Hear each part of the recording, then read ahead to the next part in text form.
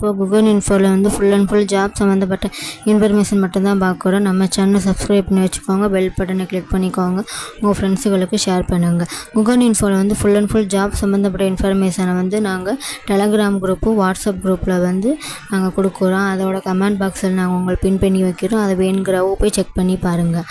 இப்போ வாங்க வீடியோக்குள்ளே போகலாம். கம்பெனி நேம் வந்து சென்ட்ரல் சைக்கிள் ஸ்டோர்.